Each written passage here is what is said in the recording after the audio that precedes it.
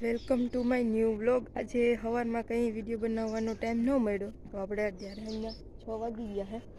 આપણે વિડીયો બનાવવાનો સ્ટાર્ટ કર્યો છે. આજ જીરું નેદાઈ ગયું અને 6 વાગી ગયા છે. ભીહું દોવાન ટાણું ઓલમોસ્ટ થઈ ગયું છે.